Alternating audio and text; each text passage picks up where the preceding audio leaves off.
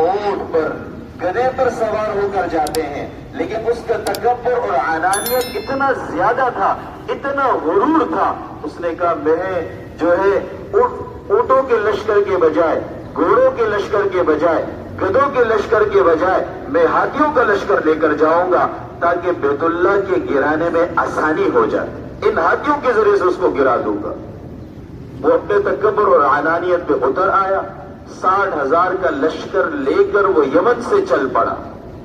اب جب یمن سے چل پڑا، ظاہر بات ہے بہت سے لوگ جن کے دلوں میں بیت اللہ کی عظمت تھی، راستے میں انہوں نے ان کے راستے کو روکنے کی کوشش کی کہ ہمارے کعبہ کو نہ گرائے۔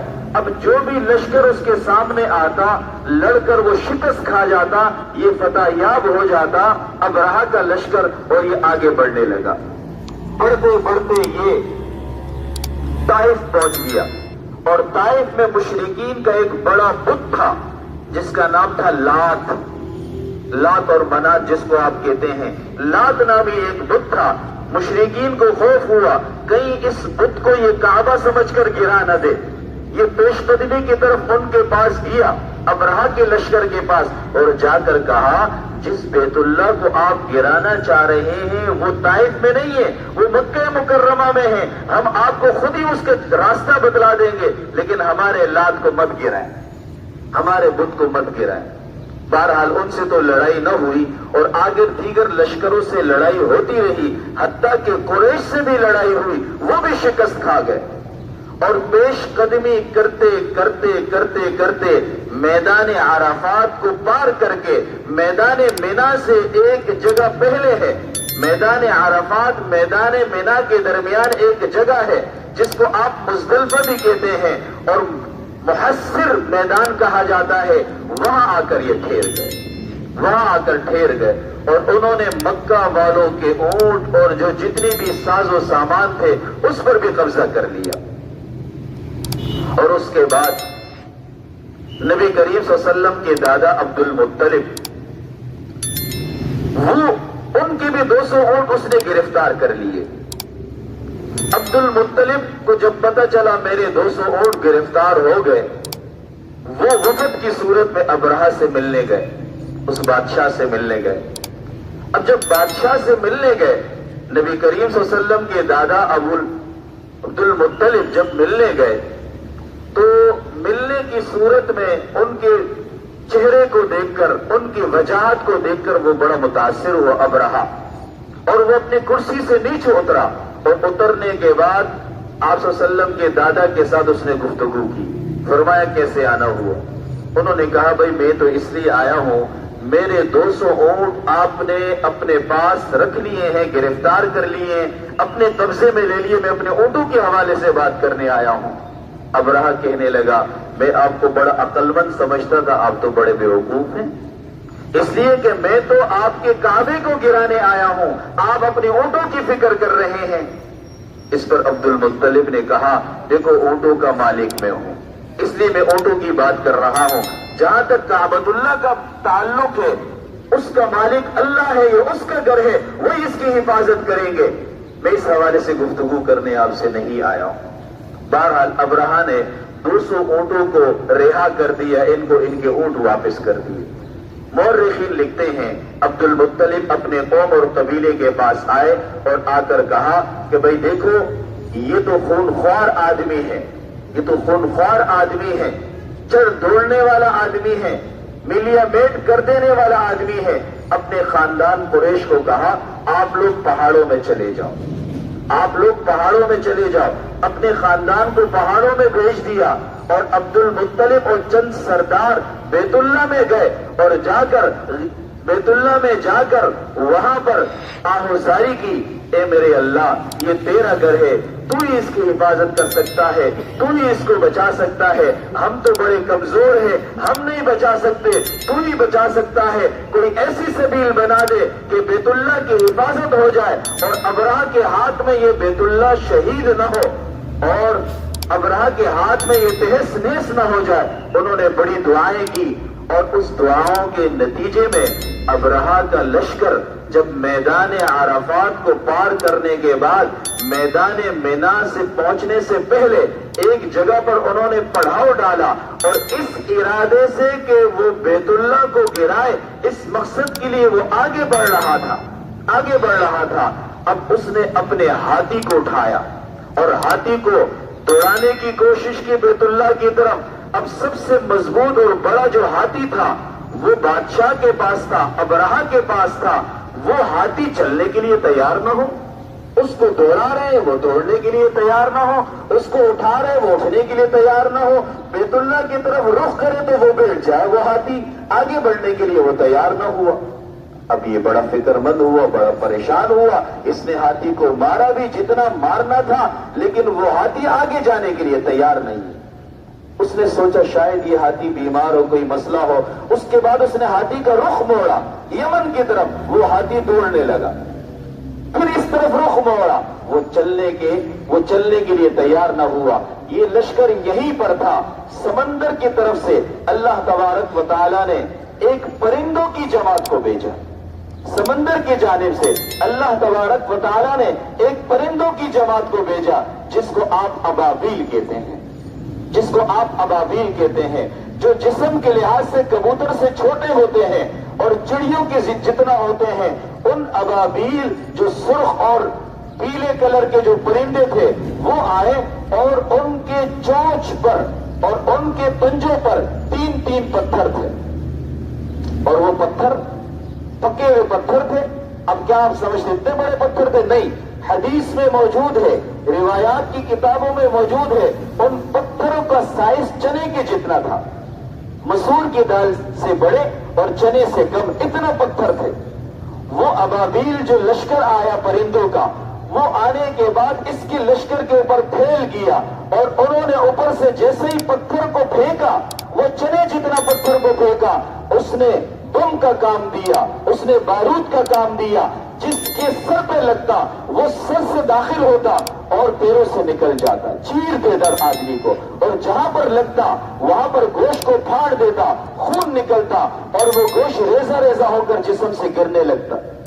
اور اس کے بعد جب اس ابابیل پرندے کے ذریعے سے اللہ تبارک و تعالیٰ نے اس لشکر کو تباہ کرنا تھا، جو 60,000 پر مشتمل تھا، جو اونٹوں کے بجائے ہاتھیوں پر مشتمل تھا، جب یہ کاروائی اوپر سے شروع ہوئی، کچھ لوگ وہی لیٹ گئے، تباہ و برباد ہو گئے، تہس نہس ہو گئے، اور جو باقی ماندہ تھے وہ بھاگنے لگے، حتیٰ کہ ابرہہ کو بھی وہ پتھر لگے، وہ زخمی ہو گیا، اس کے جسم سے خون چھوٹنے لگے، اور ہاتھی دوڑنے لگے، بجائے بیت اللہ کے یمن کی طرف دوڑنے لگے۔ اس طرح یہ سارا لشکر تباہ و برباد ہو گئے۔ کچھ لوگ بچ گئے تھے جو ابرہہ کو لے کر یمن میں پہنچے، وہ سڑتے گلتے وہیں پر ختم ہو گیا۔ اللہ تبارک و تعالیٰ نے اس پورے واقعے کو اس سورت کے اندر ذکر فرمایا۔ کیا ذکر فرمایا؟ اب ذرا سنیے، اللہ اپنے الفاظ میں ذکر فرما رہے ہیں، الم ترى کیف فعل ربک باصحاب الفیل، الم ترى، اے میرے محبوب پیغمبر، الم ترى، کیا آپ نے دیکھا نہیں، کیا آپ نے سنا نہیں، کیف فعل ربک، آپ کے رب نے کیا کیا، باصحاب الفیل، اونٹ والوں کے ساتھ، میں نے آپ سے ہاتھی والوں کے ساتھ۔ میں نے آپ سے کہا یہ واقعہ نبی کریم صلی اللہ علیہ وسلم کے پیدائش سے 50 دن پہلے کا ہے، اور یہ سورت بعد میں نازل ہوئی، اور اس واقعے کو حضور علیہ السلام کے سامنے ذکر کر رہے ہیں۔ کیوں؟ 2 مقصد کے لیے ذکر کر رہے ہیں۔ پہلا مقصد حضور کے دل کو مضبوط کرنا، مسلمانوں کے دلوں کو مضبوط کرنا۔ تم کمزور ہو، افرادی لحاظ سے، اسلحے کے لحاظ سے، ہر لحاظ سے کمزور ضرور ہو، لیکن یاد رکھو اللہ کی طاقت سب سے بڑھ کر ہے۔ انسان تو کمزور ہو سکتے ہیں، مسلمان کمزور ہو سکتے ہیں، لیکن ان کا رب کبھی بھی کمزور نہیں ہو سکتا، ان کی طاقت سب سے بڑھ کر ہے۔ یہ بات بتلانے کے لیے نبی کریم صلی اللہ علیہ وسلم کے دل کو مضبوط کرنے کے لیے، آپ تنے تنہا ہیں، آپ کے ساتھ چھوٹی سی جماعت ہے، کوئی پریشانی کی بات نہیں۔ اس سے پہلے بھی ایسا ہوا، بڑے بڑے لشکروں کو اللہ نے شکست سے دوچار کیا، اور اللہ غیبی بھی مدد فرما سکتے ہیں، اور مسلمانوں کے ذریعے سے بھی ان کو عذاب دے سکتے ہیں۔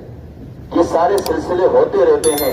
اس واقعے کو بیان کرنے کا مقصد آگے فرمایا الم یجعل کیدہم فی تضلیل، کہ آپ نے دن نہیں دیکھا کہ اللہ نے ان کی تدبیر کو انہی پر لوٹا دیا؟ کہ آپ نے نہیں دیکھا اللہ نے ان کی تدبیر کو انہی پر لوٹا دیا؟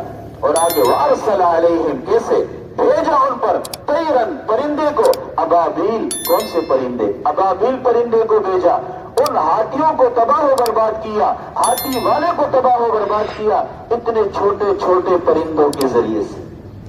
میں نے آپ سے کہا آج کی جو جنگ ہے وہ بھی ہاتھی اور چونٹی کی ہے، اس زمانے میں بھی اللہ تبارک و تعالیٰ نے ان چھوٹے چھوٹے پرندوں کے ذریعے سے اس بڑے بڑے ہاتھی والوں کو اور ہاتھیوں کو تباہ و برباد کیا۔ اور آگے فرمایا ترمیہم، پھینکا ان پر بحجارۃ، چھوٹے چھوٹے کنکریاں، سجیل، جو پکے ہوئے تھے، جسے اینٹ کو پکاتے ہیں اس طرح یہ پتھر پکے ہوئے تھے، اس پہ نام لکھا ہوا تھا ان دشمنان اسلام کا، اللہ کے دشمنوں کا، یہ پتھر کس کو جا کر لگنا ہے، کس کی تباہی کا باعث بننا ہے، یہ سارا لکھا ہوا تھا۔ فجعلہم، اللہ نے ان کو کر دیا کعصف مأکول، اس گھاس کی طرح جس کو جانور کھا جاتا ہے، اس کی کوئی حیثیت نہیں سوائے گوبر کے اور کچھ نہیں۔ اللہ نے اس لشکر کو گوبر کی طرح بنا دیا، اس لشکر کو گوبر کی طرح بنا دیا۔ میں نے آپ سے کہا اس واقعے کے دو مقصد ہے۔ پہلا مقصد نبی کریم صلی اللہ علیہ وسلم کے دل کو مضبوط کرنا، لنثبت به فؤادک، آپ کے دل کو مضبوط کرنا، صحابہ کے دل کو مضبوط کرنا کہ اللہ کی مدد آتی ہے، اپنے وقت پر آتی ہے، کبھی جلدی آ جاتی ہے، کبھی تاخیر سے آ جاتی ہے۔ اللہ آزمائش میں ڈالتے ہیں، حالات میں ڈالتے ہیں، لیکن اللہ کی مدد ضرور آنی ہے۔ اگر حق اور باطل کا ٹکراؤ ہو، حق کو غالب آنا ہے، لیکن باطل اور باطل کا ٹکراؤ ہو تو بڑے باطل کو غالب آنا ہے۔ جب باطل اور باطل کا ٹکراؤ ہو تو چھوٹا باطل شکست کھا جاتا ہے، بڑا باطل غالب آ جاتا ہے، لیکن جب حق اور باطل کا ٹکراؤ ہو تو ہمیشہ سے حق والے غالب آتے ہیں، ہمیشہ سے حق والے غالب آتے ہیں، اگرچہ وہ کم ہے۔ کم من فئۃ قلیلۃ غلبت فئۃ کثیرۃ باذن اللہ، اللہ فرما رہے بہت سے مرتبہ ایسا ہوا ہے مسلمانوں کا لشکر چھوٹا، کم تعداد میں، کم اسلحے کے لحاظ سے کم، فئۃ کثیرۃ باذن اللہ، وہ اللہ کے حکم سے بڑی بڑی جماعتوں پر غالب آ کر رہتے ہیں، وہ اللہ کے حکم سے بڑی بڑی جماعتوں پر غالب آ کر رہتے ہیں۔ میں نے آپ سے کہا اس واقعے کو بیان کرنے کے دو مقصد ہیں، ایک نبی کریم صلی اللہ علیہ وسلم کے دل کو مضبوط کرنا، صحابہ کرام کو ایمانی لحاظ سے، روحانی لحاظ سے مضبوط کرنا، دوسرا دھمکی دینا مشرکین مکہ کو کہ اگر تم نے بھی حق کے راستے کو ابرہہ کی طرح روکنے کی کوشش کی، تمہارا انجام بھی ابرہہ کی طرح ہوگا، اور ہوا، تمہارا انجام بھی بدر میں ابرہہ کی طرح ہوگا، اور ہوا۔ اللہ نے کر کے دکھایا، آسمان سے فرشتوں کو اتارا، اور فرشتے انسانوں کی شکل میں مسلمانوں کی طرف سے لے رہے تھے، اور میرا عقیدہ اور ایمان ہے آج بھی فلسطین میں فرشتے مسلمانوں کی طرف سے لڑ رہے ہیں، اس ہاتھی کا مقابلہ کر رہے ہیں، بالآخر حق والوں نے غالب آنا ہے۔ اس قسم کے واقعات سے مسلمانوں کے دلوں کو مضبوط کرنا مقصود ہے، اس قسم کے واقعات سے مسلمانوں کے دلوں کو مضبوط کرنا مقصود ہے۔ دوستو اب آئیے میں اپنے مضمون کی طرف آتا ہوں۔ ایک طرف میں نے آپ کے سامنے اس واقعے کو بیان کیا، اس کے پس منظر کو بیان کیا، ساتھ ساتھ یہ بتلایا حق و باطل کا، اہل حق کا اہل باطل کا ٹکراؤ روز اول سے ہے، حضرت آدم سے ہے۔ باطل شیطان کی شکل میں آیا، آدم حق کی شکل میں آیا، اور باطل حضرت ابراہیم علیہ السلام کے زمانے میں بت کے ماننے والوں کی شکل میں آیا، حق حضرت ابراہیم کی شکل میں آیا، باطل ابو جہل کی شکل میں آیا، حق محمد رسول اللہ صلی اللہ علیہ وسلم کی شکل میں آیا، باطل اسرائیل، امریکہ اور برطانیہ کی شکل میں آیا، اور حق حماس کے جہادی مجاہدین کی شکل میں آیا۔ یہ بات یاد رکھیے، یہ بات یاد رکھیے۔ اب آئیے ارض مقدس فلسطین کے حوالے سے چند باتیں آپ کے سامنے عرض کرتے چلوں۔ پہلی بات تو یہ ہے شاید تاریخ سے کچھ آپ کو واقفیت ہو، 1943 میں جب ان کو جلا وطن کیا گیا تھا فرانس سے، تو ان کو کوئی ٹھکانہ دینے والا نہیں تھا، یہ سمندر میں گھوم پھر رہے تھے، ان فلسطین والوں نے ان پر یہ احسان کیا کہ ان کو ٹھکانہ دیا۔ इनको ठिकाना दिया। अब जब ठिकाना दिया तो उस वक्त बरतानिया की गवर्नमेंट थी और बरतानिया ने पूरा जोर लगाकर पूरी दुनिया से यहूदियों को जमा कर करके यहाँ आबाद करने की उन्होंने कोशिश की और कोशिश करके आहिस्ता आहिस्ता कब्जा जमा लिया। जब कब्जा जमा लिया तो 1950 से कबल अक़वाम मुत्तहिदा के जरिए से बरतानिया ने ये बात जबरदस्ती तस्लीम करवाई कि इसराइल को तस्लीम किया जाए और उसके बाद अक़वाम मुत्तहिदा के निगरानी में फलस्तीन की सरजमीन को इसराइल की सरजमीन को तकसीम किया गया कि यहां तक बॉर्डर और सरहद फलस्तीन का है और यहां से इसराइल शुरू है। अगरचे वो तकसीम जुल्म पर मबनी था, जब अक़वाम मुत्तहिदा ने वो तकसीम किया वो जुल्म पर और जबर पर मबनी था। उस वक्त अक़वाम आलम दो हिस्सों में तकसीम हो गए। कुछ वो लोग हैं जिन्होंने इसराइल को उस वक्त तस्लीम कर लिया कि इसराइल का हक यहां तक है और कुछ वो लोग हैं जिन्होंने उस वक्त भी इसराइल को तस्लीम नहीं किया। जो तस्लीम न करने वालों में से थे एक पाकिस्तान और एक सऊदी अरब है। इसी वजह से आप में से जिसके पास भी पासपोर्ट है उस पासपोर्ट पे लिखा हुआ है सिवाय इसराइल के दुनिया के हर मुल्क में आप सफर कर सकते हैं। उस वक्त भी तस्लीम नहीं किया और कायदे आजम मोहम्मद अली जिन्ना जो बानी पाकिस्तान हैं उन्होंने उस वक्त ये अल्फाज कहे थे कि हम इसको कभी भी तस्लीम नहीं कर सकते, ये अरब के सीने पर गोए के खंजर खोपने के मुतरादिफ है। उन्होंने कहा हम इसको तस्लीम नहीं करते। बहरहाल जब ये तकसीम हुआ, तकसीम होने के बाद इसराइल के लिए अलग हदूद मुकर्रर हो गए और फलस्तीन के अलग हदूद मुकर्रर हो गए। लेकिन उसके बाद 1967 के अंदर अरब और इसराइल की जंग हुई, उर्दन के साथ और मिस्र के साथ और फलस्तीन के साथ। बिल आखिर उस जंग में अरब वाले मगलूब हो गए और इसराइल गालिब हो गया। उस गालिब होने के नतीजे में जो हिस्सा इनके हिस्से में आया था उस वक्त उस तकसीम के नतीजे में ये गजा जहां पर जंग चल रही है, बैतुल मुक़द्दस, गोलान की पहाड़ी, ये फलस्तीन के हिस्से में था। आलमी इदारे के तकसीम के बकौल, ये आलमी इदारे के तकसीम के तर्ज पर ये फलस्तीन का हिस्सा था। लेकिन 67 के जंग के बाद इसी गजा पर इसराइल ने कब्जा कर लिया, बैतुल मुक़द्दस पर इसराइल ने कब्जा कर लिया और गोलान पर इसराइल की गोलान की पहाड़ी पर इसराइल ने कब्जा कर लिया। और उसके बाद उस वक्त से लेकर आज तक अक़वाम मुत्तहिदा मज़म्मती करारदाद पेश कर रही है कि इसराइल गलती पर है, इसराइल गलती पर है। जब वो टेबल में बैठते हैं तो कहते हैं इसराइल गलती पर है और पूरी दुनिया कहती है इसराइल गलती पर है। लेकिन जब अमली जंग का मैदान आता है तो वो इसराइल के साथ जाकर खड़े हो जाते हैं। ये दुनिया के सामने उनकी मुनाफिकत देखिए। जब वो मेज पर बैठते हैं, जब कागजात की बारी आती है वहां तो मज़म्मती करारदाद पेश करते हैं कि इसराइल गलती पर है, लेकिन जहां जंग की बात आती है वहां इसराइल के पुष्ट पर आकर ये खड़े हो जाते हैं, इसराइल के पुष्ट पर आकर ये खड़े हो जाते हैं। और मेरे नादान मुसलमान, मेरे बहुत से नादान मुसलमान जो यहूद नसारा से उनके दिल में नरमी है, नरमी नहीं होनी चाहिए।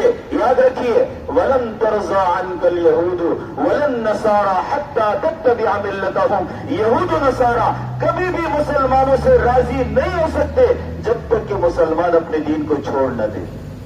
जब तक कि मुसलमान अपने दीन को छोड़ न दे वो कभी भी हम पर राजी नहीं हो सकते। इसी वजह से तो वो कागजात में टेबल में आकर हमारी हिमायत करते हैं, लेकिन अमली जंग की जहां बात आती है वो इसराइल के साथ खड़े हो जाते हैं, वो इसराइल के साथ खड़े हो जाते हैं। तो कभी भी वो हमसे राजी नहीं हो सकते।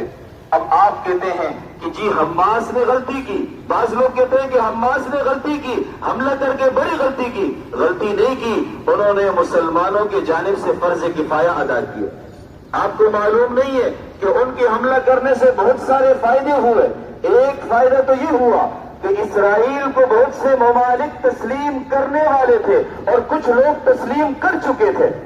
लेकिन जब हमास ने हमला किया और हमले के नतीजे में इनकी मक्कारी, इनकी अय्यारी, यहूद नसारा की मुनाफिकत दुनिया के सामने आई, जो तस्लीम कर चुके थे वो पछता रहे हैं और जो तस्लीम करने वाले थे वो पीछे हट गए। हमारी हुकूमत खतरे में है। ہماری حکومت بھی خطرے میں اگر ہم نے اس کو تسلیم کر لیا تو ان کے حملے کا پہلا فائدہ یہ ہوا، ایک غلط چیز کو تسلیم کیا جا رہا تھا، اس سے لوگ پیچھے ہٹ گئے، اور جو تسلیم کر چکے تھے وہ اب پچھتا رہے ہیں کہ ہم نے ایسے ظالم کو تسلیم کیا۔ شاید آپ کو نہیں معلوم، دنیا کے 750 شہروں میں اسرائیل کے خلاف احتجاج ہوا، اسرائیل کے حق میں کہیں بھی احتجاج نہیں ہوا۔ جو امریکہ اسرائیل کا ساتھ دے رہا ہے، جو برطانیہ اسرائیل کا ساتھ دے رہا ہے، اسی امریکہ کے اندر امریکی لوگ اسرائیل کے خلاف احتجاج کر رہے ہیں، اسی برطانیہ کے اندر اسرائیل کے خلاف احتجاج کر رہے ہیں۔ اور بڑی گہرائی کی بات بتا دوں آپ کو، امریکہ کے اندر 1 لاکھ یہودیوں نے احتجاج کیا، ان سے پوچھا آپ کس بات کے احتجاج کر رہے ہیں؟ کہ ہم اسرائیل کے خلاف احتجاج کر رہے ہیں، اس لیے کہ یہ یہود کے نام سے یہ لوگوں پر ظلم کر رہے ہیں، اور یہود کے مذہب کے مطابق بھی مسلمانوں پر ظلم کرنے کی یا کسی بھی قوم پر ظلم کرنے کی اجازت نہیں۔ امریکہ کے اندر، نیو یارک کے اندر یہ احتجاج، یہودیوں نے ایک احتجاجی ریلی نکالی، خود اسرائیل کے اندر اسرائیلی عوام بھی ان کے خلاف احتجاج کر رہے ہیں۔ یہ شاید آپ کو معلوم نہیں ہے اس بات کا۔